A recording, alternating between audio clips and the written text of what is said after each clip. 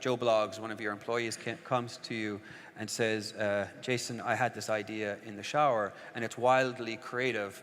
What do you say to him? Do you say, hey, look, let's get it out in front of somebody and see if somebody will buy it?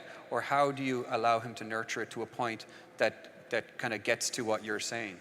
Yeah, I'd say, what is it? And we talk about it. And is it something that we could build into Basecamp as it is? Is it a separate product? If it's a separate product, we don't really currently do separate products. We just do Basecamp. So it sort of depends on, I might suggest it as a side project for that person. But let's say it's in the context of Basecamp. Let's say someone's like, I've got this new idea for to-dos. What do you think? We would talk about it, hash it out. Sometimes it dies there. Sometimes it grows there. Sometimes it's put on the shelf for later. Sometimes we dive right into it and do it.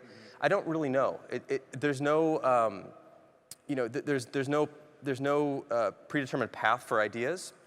You hear something and you go, shit, that's really thoughtful. That's really interesting. Sometimes you hear, yeah, conceptually I like it, but here's some practical implications that would probably make it not as good as it sounds when it hits the street.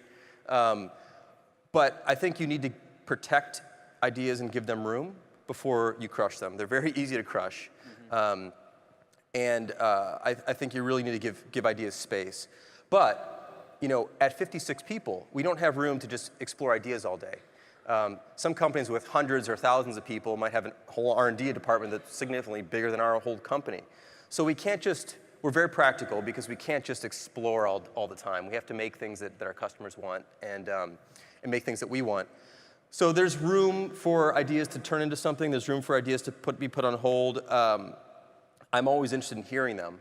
But I think ultimately very few should get through because very few are any good. And that includes my own. I mean, ultimately, we probably have a handful of good ideas in our lives.